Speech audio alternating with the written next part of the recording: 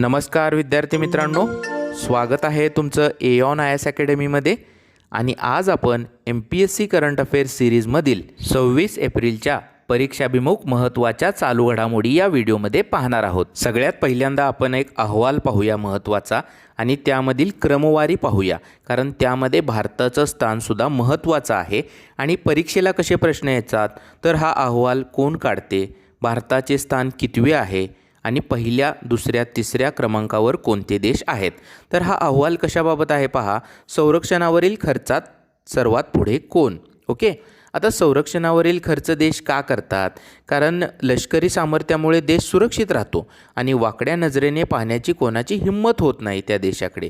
त्यामुळे संरक्षणावरील खर्च जो आहे तो सातत्याने प्रत्येक देशाचा वाढत आहे.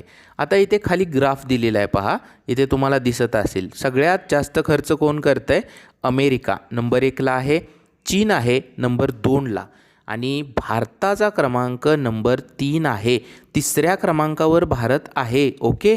आणि भारताने गेल्या वर्षी संरक्षणावर 5,87,000 कोटी रुपये खर्च केलेत विद्यार्थी मित्रांनो. आता हा अहवाल कोण काढते? एक्झामला हा क्वेश्चन येऊन गेलेला आहे. कोण काढते हा अहवाल? Stockholm International Peace Research Institute. Okay. आणि त्यांनी अजून एक धक्कादायक आकडेवारी काय दिलेली आहे? 2021मध्ये जागतिक लष्करी खर्चात 0.7% वाढ झालेली आहे. आणि लष्करावर खर्च करण्यात अमेरिका, चीन, भारत, ब्रिटन आणि रशिया या 5 देशांचा मोठा वाटा आहे. प्रश्नामध्ये 2-3 वाक्य जर असतील तर त्यामध्ये हे एक वाक्य असं डायरेक्टली येऊ शकतं. पुढची आंतरराष्ट्रीय व जागतिक पातळीवर अतिशय महत्त्वाची बातमी आहे पहा. एलॉन मस्क यांनी खरेदी केले ट्विटर. माणसाच्या हुशारीला आणि धूर्तपणाला तोडच नाही पहा. ट्विटरवरती यांनी वैयक्तिकरित्या ट्विट करून कितीतरी कंपन्यांचे, आपण असं म्हणू शकतो अमेरिकेचे मार्केट खालीवर नेले पहा. आता फॉर एक्झाम्पल पहा, डॉज कॉईन आला होता. त्याच्या बाबतीत याने एक ट्विट केली होती की डॉज कॉईनवरती आम्ही काम करत आहोत आणि त्याच्यामध्ये काही सुधार करता येतील. डॉज कॉईनची किंमत अचानक वाढली होती, पण त्यानंतर याने पुन्हा ट्विट केली होती की डॉज कॉईनचा विषय आम्ही बंद केलेला आहे, तर त्याचे भाव पुन्हा खाली आले. नंतर पुढची एक ट्विट होती पहा की टेस्ला या माणसाची कंपनी आहे इलेक्ट्रिक व्हेकल्सची. तर याने असं ट्विट केलं होतं की टेस्ला आता पेमेंट्स बिटकॉईनमध्ये स्वीकारेल आणि बिटकॉईनचे भाव जे आहेत ते अचानकपणे वर गेले होते. आणि याने पुन्हा काही दिवसातच अशी ट्विट केली पहा की बिटकॉईनमध्ये पर्यावरणाचा विषय आहे, त्यामुळे आम्ही बिटकॉईनचे पेमेंट स्वीकारणार नाही. आणि अचानक बिटकॉईनच्या किमती खाली आल्या होत्या. या अब्जाधीश आणि जास्त संपत्तीवाल्या लोकांना मार्केटमधील काही काळासाठीचे जे फ्लक्च्युएशन्स असतात तेच त्यांना जास्त संपत्ती मिळवून देतात. आणि या व्यक्तीने मागील 6 महिन्यामध्ये बरेच प्रयत्न केले होते ट्विटर खरेदी करण्याचा.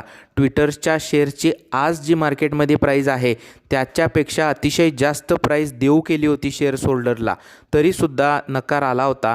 पण अखेर याचा विजय झाला आहे. याने आता ट्विटर घेतलेला आहे विकत. आता पाहावं लागेल याच्या बुद्धीतून अजून काय काय नवीन नवीन गोष्टी घडत आहेत आणि हा याच्या संपत्तीमध्ये किती वाढ करतोय. पुढची बातमी पहा. जगातील सर्वात श्रीमंत व्यक्तींची यादी जाहीर झालेली आहे आणि टॉपला तर एलॉन मस्क आहेच. 269.7 अब्ज डॉलर्स. ओके. एवढी संपत्ती आहे. पण पाहण्यासारखं यामध्ये हे आहे की गौतम अदानी जगातील 5व्या क्रमांकाचे श्रीमंत व्यक्ती झालेले आहेत. 123.2 अब्ज डॉलर्स एवढी यांची संपत्ती आहे. आणि 2020 पासून अदानींच्या संपत्तीमध्ये झपाट्याने वाढ होत आहे पहा. येथे 8व्या नंबरला मुकेश अंबानी यांची संपत्ती रिलायन्स 103.7 अब्ज कोटी डॉलर. ओके. हे पाहून विद्यार्थी मित्रांनो ऑक्सफॅमचा रिपोर्ट आठवतो पहा. याच्यावरती क्वेश्चनसुद्धा आला होता राज्यसेवेला. ओके. ऑक्सफॅमच्या रिपोर्टबद्दल. त्यामध्ये काय होतं की कोरोना काळात श्रीमंतांच्या संपत्तीमध्ये व श्रीमंतांच्या यादीतील नावांमध्ये सुद्धा वाढ झाली, पण 50%च्या वर मध्यमवर्गीय जे व्यक्ती होते ते कोरोना काळामध्ये अजून गरिबीच्या खाईत ढकलले गेले. जेच आपण आपल्या साध्या भाषेत म्हणतो पहा, गरीब होत चालला आहे आणि श्रीमंत अधिक श्रीमंत होत चाललेला आहे. हीच विषमता, संपत्तीची विषमता आपल्या घटनाकारांना नको होती, पण ती वाढतच चाललेली आहे. चला आता पुढच्या महत्त्वाच्या बातमीकडे वळूया आपण. निधन वार्ता. माजी केंद्रीय गृहसचिव माधव गोडबोले यांचे निधन झालेले आहे. अतिशय महत्त्वाचं व्यक्तिमत्व आहे.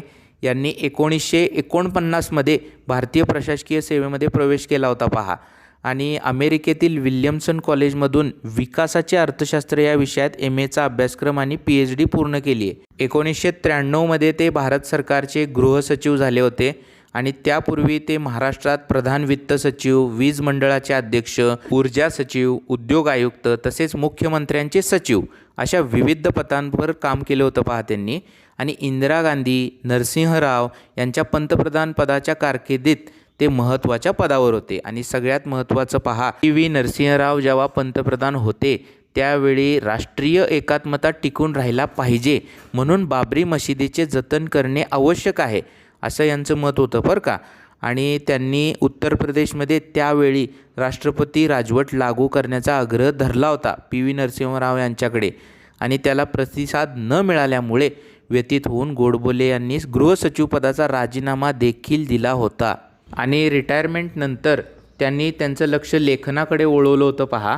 आता त्यांची ग्रंथसंपदा इथे दिलेली आहे, ते तुम्ही तुमच्या नोट्समध्ये नोट डाऊन करा. कारण हे पहा, काही इम्पॉर्टंट बुक्स आहेत. इंदिरा गांधी एक वादळी पर्व, कलम 370 हरवलेले सुशासन, जवाहरलाल नेहरूंचे नेतृत्व, भारताची धर्मनिरपेक्षता धोक्याच्या वळणावर. त्यानंतर खाली गोडबोले यांचे साहित्यामध्ये इथे त्यांना काही मिळालेले अवॉर्डसुद्धा दिलेले आहेत. म्हणजेच महाराष्ट्र साहित्य परिषदेची 2000 आणि 2004 सालची पारितोषिकेही त्यांना प्रदान करण्यात आली होती.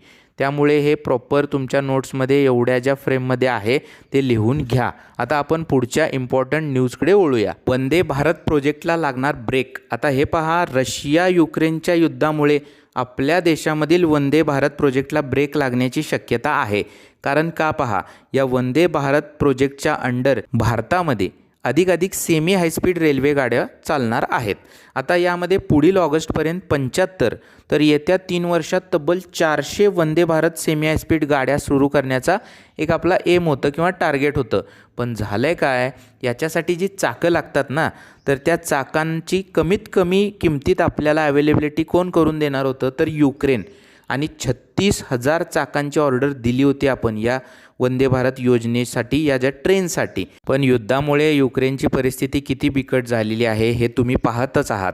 आणि सगळ्यात मोठी चिंता काय आहे की समजा युक्रेनच्या कंपन्या पुन्हा पूर्वपदावर आल्या तरीसुद्धा 70% ज्या ऑर्डर्स आहेत त्या युक्रेनमध्ये युरोपियन देशांच्या आहेत. आणि त्यामुळे मग टंचाई निर्माण होऊ शकते आणि परिणामी भारताला चाकांसाठी जास्त किंमत मोजावी लागेल. आता परीक्षेला कोणता प्रश्न येऊ शकतो पहा. सध्या भारतात किती वंदे भारत रेल्वे कार्यरत आहेत, तर 2 आहेत. पहिली दिल्ली ते वाराणसी आणि दुसरी दिल्ली ते काटरा. ओके. आणि जगभरात केवळ 20 कंपन्याच या रेल्वेची चाके बनवितात. आता पुढची बातमी जी आहे ती अर्थशास्त्राशी संबंधित आहे पहा. व्याजदर वाढवा, रघुराम राजन यांचा सल्ला. आता तुम्ही MPSCसाठी अर्थशास्त्राचा अभ्यास करत असताना रंजन कोळंबे किंवा दीपस्तंभ कोणतंही पुस्तक वाचत असाल, त्यामध्ये पहा, महागाई झाली तर महाग पैशाचे धोरण आणि स्वस्ताई आली तर स्वस्त पैशाचे धोरण अवलंबले जाते. बरोबर आहे. महाग पैशाचे धोरण म्हणजेच काय की व्याजदरामध्ये वाढ केली जाते. आता हेच रघुराम राजन यांनी काय ॲडवाईस दिलेलं आहे. त्यांचं म्हणणं काय आहे, महागाई विरोधातील लढाई कधीही संपत नाही आणि भारतात महागाई वाढलेली आहे. जगात इतर देश ज्याप्रमाणे धोरणात्मक व्याजदरात वाढ करीत आहेत तशीच व्याजदर भारतीय रिझर्व्ह बँकेनेही करायला हवी. त्यांनी आता अमेरिकेमधल्या फेडरल रिझर्व्ह बँक आणि इंग्लंडमधल्या बँक ऑफ इंग्लंड यासारख्या देशांचं उदाहरणसुद्धा दिलेलं आहे पहा. त्या बँकांनीसुद्धा महागाई नियंत्रणात आणण्यासाठी धोरणात्मक व्याजदरात वाढ केलेली आहे. आता पुढची बातमीसुद्धा इकॉनॉमी अर्थकारणाशी रिलेटेड आहे, पण या बातमीमध्ये आपण बेसिक आज नवीन इकॉनॉमीमध्ये गोष्ट शिकणार आहोत. आता व्यवस्थित लक्ष द्या. बातमी काय आहे, खतांवरील अनुदान जे आहे ते 2 लाख कोटींवर. आपल्याला हा आकडा लक्षात ठेवायची काही गरज नाही आहे, पण महत्त्वाचं काय आहे, खतांवरील अनुदान कशातून दिलं जातं, तर हे पहा, 2 गोष्टी असतात बजेटमध्ये. एक तर महसूल आणि दुसरं भांडवल. आता महसूलमध्ये महसूल प्राप्ती आणि महसूल खर्च, भांडवलमध्ये भांडवल प्राप्ती आणि भांडवल खर्च. बरोबर आहे. तर आता हा जो खतांवरील किंवा हे जे अनुदान आहे ते कशामध्ये येतं, तर हे पहा, महसूल खर्च. महसूल खर्चामध्ये सगळ्यात जास्त खर्च सरकारचा कशात होतो, तर सरकारने जे लोन घेतलेलं असतं, कर्ज घेतलेलं असतं त्यावरती व्याज देण्यामध्ये. दुसरा खर्च कशात होतो, तर या अनुदानांमध्ये. आणि तिसरा खर्च कशावर होतो तर डिफेन्स किंवा आपण त्याला संरक्षण म्हणतो. ओके. चौथा पेन्शन आणि पाचवा जे राज्यांना ग्रँट्स दिले जातात त्यामध्ये. तर आता महत्त्वाचं हे आहे पहा सबसिडीज किंवा अनुदान. आता अनुदानांमध्ये सुद्धा परीक्षेला असा क्रम विचारला जाऊ शकतो पहा. सगळ्यात जास्त अनुदानावर खर्च कशावर होतो तर अन्नावरील अनुदान जे असतं त्याच्यावर, नंतर खतावर आणि नंतर पेट्रोलियम प्रोडक्ट्सवर जे अनुदान असतं त्याच्यावरती. ओके. हे व्यवस्थित लक्षात ठेवा. हे तुमच्या थेअरीमध्ये इकॉनॉमिक्सच्या कोळंबे दीपस्तंभ या पुस्तकामध्ये आहे. आपल्याला जर वेळ मिळाला तर आपण अर्थशास्त्राचे सुद्धा लेक्चर्स प्रॉपरली घेऊ. आता पुढची बातमी आपण पाहूया. बौद्धिक संपदा इंटेलेक्च्युअल प्रॉपर्टी राईट्स याच्या संदर्भात ही न्यूज आहे. आपण इंटेलेक्च्युअल प्रॉपर्टी राईट म्हणजे काय ते सुद्धा या बातमीमध्ये डिटेल पाहूयाच. पण बातमी पहिल्यांदा बघूया. पेटंट नोंदणीमध्ये पुन्हा महाराष्ट्राची आघाडी. आणि ही न्यूज का आलेली आहे तर आज जागतिक बौद्धिक संपदा दिन आहे. तर महाराष्ट्राची आघाडी म्हणजे गेल्या वर्षीपेक्षा महाराष्ट्राच्या पेटंट नोंदणीमध्ये 15% वाढ झालेली आहे. आणि भारतात जर आपण पेटंट नोंदणीमध्ये राज्यांची क्रमवारी पाहिली तर पहिला क्रमांक महाराष्ट्राचा आहे, त्यानंतर तमिळनाडू आहे आणि त्यानंतर कर्नाटक तिसऱ्या क्रमांकावरती आहे. ओके. आता मूळ मुद्दा बौद्धिक संपदा म्हणजे काय. इंटेलेक्च्युअल प्रॉपर्टी राईट्स बुद्धी स्वरूपातील संपत्ती. ज्याप्रमाणे हे पहा प्रत्येकाचा आपल्या वस्तूवर मालमत्तेवर हक्क असतो ना, तसाच हक्क हा बुद्धिमत्तेने निर्मिलेल्या गोष्टीवर देखील असतो. आणि या हेतूने जगभरात बौद्धिक संपदा आणि स्वामित्व याची चळवळ निर्माण झाली आणि त्याला इंटेलेक्च्युअल प्रॉपर्टी राईट्स मूव्हमेंट असेही संबोधले जाते. आता अनेक हस्तलिखिते, डिझाईन्स, नव्याने निर्मिलेले तंत्रज्ञान, वस्तूंचे आकार, नवे संशोधन, कल्पना अशा अनेक गोष्टी आहेत आणि याच्यावर बौद्धिक संपदेच्या क्षेत्रात या येतात. त्या म्हणजे फॉर एक्झाम्पल व्हा पेटंट, कॉपीराईट्स, ट्रेडमार्क अशा कायद्यांनी ते संरक्षित केलेले आहेत. आता पेटंट केल्यानंतर होतं काय पहा. आता तुमच्या डोक्यामध्ये एखादी संकल्पना आली किंवा कल्पना एक नवीन काहीतरी आली आणि तुम्ही त्याचं पेटंट नोंद करून ठेवलं.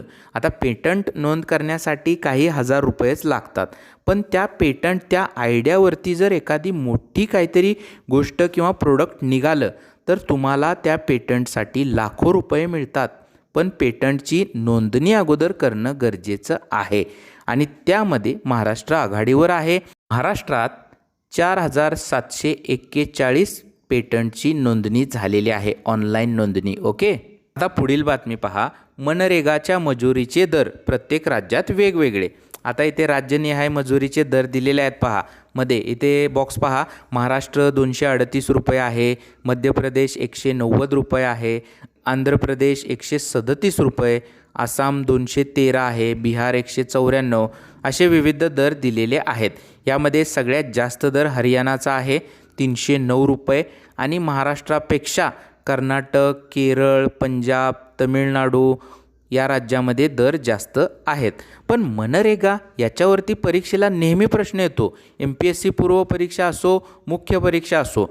चला तर त्याबद्दल आपण बेसिक माहिती लगेच 2 मिनिटात घेऊया. मनरेगा पूर्ण नाव काय आहे. महात्मा गांधी राष्ट्रीय ग्रामीण रोजगार हमी कायदा. ओके. आणि आता हा जो कायदा आहे तो 23 ऑगस्ट 2005 रोजी महात्मा गांधी राष्ट्रीय ग्रामीण रोजगार हमी कायदा म्हणून करण्यात आला आणि तो सुरू कधी झाला 2 फेब्रुवारी 2006 रोजी ही स्कीम सुरू झाली. आता पहिले याला नाव महात्मा गांधी असं नव्हतं. त्याचं पहिलं नाव काय होतं राष्ट्रीय ग्रामीण रोजगार हमी कायदा. ओके. आता या योजनेअंतर्गत एक जॉब कार्डसुद्धा दिलं जातं. जॉब कार्ड म्हणजे काय. एक दस्तऐवज आहे जे मनरेगा योजनेअंतर्गत कामासाठी पात्र असलेल्या कामगाराला दिले जाते. आता मनरेगामध्ये एका आर्थिक वर्षात किमान 100 दिवसांच्या कामाची हमी देण्याची तरतूद आहे. हे लक्षात ठेवा. कुटुंबातील एका व्यक्तीला आणि तेही त्याच्या घरापासून 5 किलोमीटरच्या आत. बाहेर असेल तर अधिक भत्ता दिला जातो. आणि यामध्ये सगळ्यात महत्त्वाचं पहा 1/3 आरक्षण जे आहे ते महिलांसाठी दिलेलं आहे. 33.33% आरक्षण महिलांसाठी आहे या योजनेमध्ये. आता पुढील बातमी आयात निर्यात इम्पोर्ट एक्सपोर्ट संदर्भात आहे पहा. धक्कादायक. एका देशामुळे संपूर्ण जग खाद्यतेल टंचाईच्या उंबरठ्यावर. आता भारत पहा एकूण वापरापैकी 50% खाद्यतेल इंडोनेशियाकडून आयात करते आणि या इंडोनेशियानेच आता खाद्यतेलाच्या निर्यातीवर बंदी घातलेली आहे. जगातील एकूण वनस्पती तेल निर्यातीपैकी 1/3 निर्यात एकटा इंडोनेशिया करतो पहा. आणि त्यामुळे इंडोनेशियाच्या खाद्यतेल निर्यात बंदीचा मोठा फटका जगाला बसणार आहे. व्हिडिओला नक्की शेअर करा व आवडला असेल तर लाईक करा आणि चॅनलला तुम्ही अजून सबस्क्राईब केलं नसेल तर सबस्क्राईब करून बेल आयकॉन नक्की प्रेस करा. थँक्यू.